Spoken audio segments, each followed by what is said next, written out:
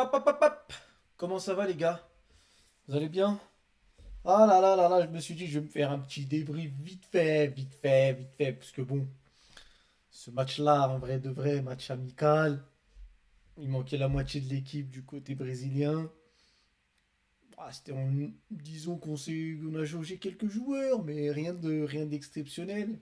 Mais vas-y, on va en parler un petit peu quand même, histoire de, vu qu'il y a des Madrilènes dans le délire.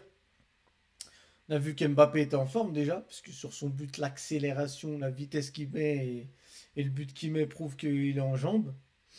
Maintenant, espérons qu'il le soit avec Madrid.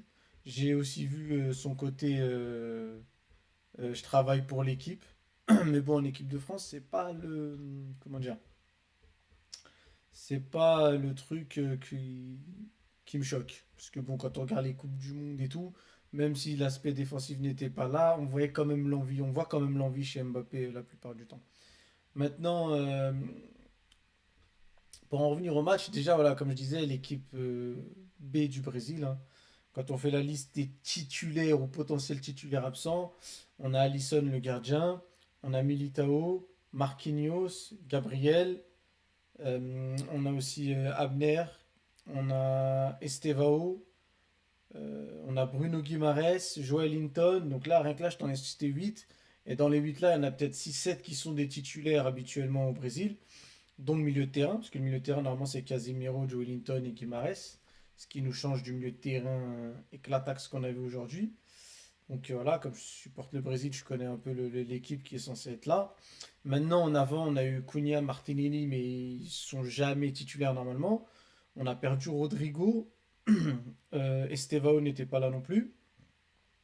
Donc même offensivement, ça change pas mal de choses. Mais on a vu quand même que le match était un minimum disputé. Je veux dire, c'était un match amical, mais quand même, il y a eu quelques petits contacts, il y a eu quelques petites fautes, il y a eu de l'envie quand même un minimum des deux côtés. Mais on voit bien que bon, l'équipe du Brésil était trop décimée pour pouvoir jauger l'équipe. Par contre, la France, ça fait plaisir de les voir à ce niveau-là. On verra ce qu'ils donneront en Coupe du Monde, même si aussi, je ne sais pas si cette équipe-là. Je pense pas qu'il y ait beaucoup de changements en France à faire. Peut-être Saliba dans l'axe. Moi, Gusto, j'ai toujours voulu que ce soit lui à droite, parce que quand je vois ce qu'il fait à Chelsea, c'est nettement mieux que un mec. Après, on va me dire, ouais, mais Madrilène, Barcelonais. Non, franchement, je préfère Gusto.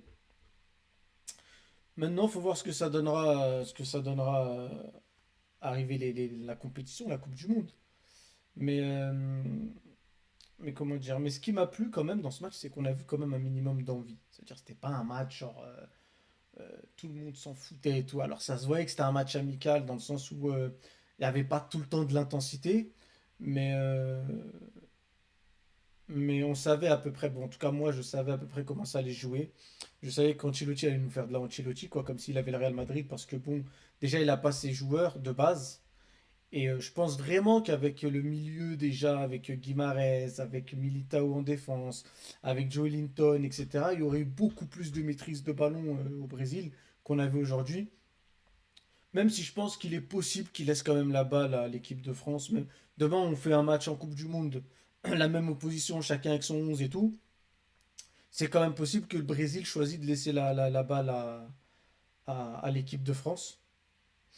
Après, la seule différence, c'est qu'aujourd'hui, on n'avait aucun créateur, c'est-à-dire au milieu de terrain. Ce fameux milieu de terrain qui nous manquait, bah, surtout Guimarães, quoi. Mais, euh, mais comment dire, mais au final, voilà, c'est un match qui s'est joué quand même euh, sur l'envie des uns et des autres. Mais le carton rouge, je le trouve de trop. Alors, c'est sûr qu'il y a faute, mais comme c'est un match amical, mettre les joueurs à 11 contre 10, je ne trouvais pas ça très intéressant. Maintenant, j'ai vu Olysée qui a fait un bon match, même si moi, comme je l'ai dit, pour le moment, je ne peux pas le mettre à un niveau. Les gens le voient comme un des meilleurs joueurs du monde. Moi, je pense que c'est un peu comme Yamal, c'est un des meilleurs joueurs du monde en devenir. J'aimerais le voir dans les grosses compétitions. Je dirais Yamal n'a pas gagné la Ligue des Champions encore. Olysée, bah là, gros obstacle parce qu'il va enchaîner les obstacles avec le Real. S'ils nous battent le PSG, sûrement. Et de ce que j'ai vu d'Olysée, moi justement, c'est les gros matchs qui m'ont déçu. Arsenal, etc., etc. Même en Bundesliga, au final, il y a des gros matchs où il répond pas. Donc voilà, en fait, c'est dur de juger les joueurs sur leur championnat respectif, à mon sens. C'est pour ça que je trouve que la Ligue des Champions, c'est vraiment quelque chose d'intéressant. Et je mets ça au-dessus de toutes les compétitions du monde parce que voilà, c'est la forme actuelle, je l'aime pas. La meilleure forme, à mon sens, c'était la forme où il y avait deux poules. Tu passes la poule, tu te retrouves dans une poule encore plus forte. Je trouvais ça un peu plus intéressant. Mais on n'est pas là pour parler de ça. Mais en tout cas, Olysée qui a fait un bon match aujourd'hui. J'attends de voir les grosses confrontations quand il va avoir quelqu'un en face de lui. Parce que le championnat allemand, franchement, en termes d'arrière, fatigant. Et donc voilà, j'attends de voir ça pour Olysée. Mais c'est vrai qu'aujourd'hui, si tu dois choisir un homme du match, je sais pas si je le prends lui ou je prends. C'est Upamecano qui était exclu ou Konaté, je me souviens plus. En tout cas, parce que le carton rouge, franchement, là, tu es dans un match amical, hein. Mais si tu fais ça en Coupe du Monde, dinguerie de se prendre un rouge. Donc voilà, je pense que tactiquement, les deux équipes ont respecté leur délire. Le Brésil, de toute façon, n'aurait pas pu faire le jeu avec cette équipe-là. Et la France, de toute façon, on sait très bien que la plupart des équipes qu'elle va affronter, 95% des équipes qu'elle va affronter, elles vont avoir le ballon. À part peut-être contre l'Espagne ou et encore. Mais sinon, c'est ça. Donc voilà, c'était un petit match pas mal. Moi, j'ai fait un petit débrief vite fait. Il n'y avait pas grand-chose à dire. C'était juste pour dire que voilà, on a vu les équipes nationaux, comment elles pourraient jouer. Ce qui est bien, c'est qu'on a vu la France avec son équipe A. Donc, on sait à peu près à quoi ça va ressembler le moment venu. Brésil, c'est dommage qu'il y ait autant d'absents. Bah, on verra bien ce que ça donne. Sur ce, je vous souhaite une bonne journée à vous et bah, prenez soin de vous, les gars. Ciao, ciao. 2, 3. Vous remarquerez, petite parenthèse, j'ai fait une tentative d'overlay, les gars. Faites bellec. Premier qui se fout de ma gueule. Hop, hop, double esquive. Faites attention, les gars.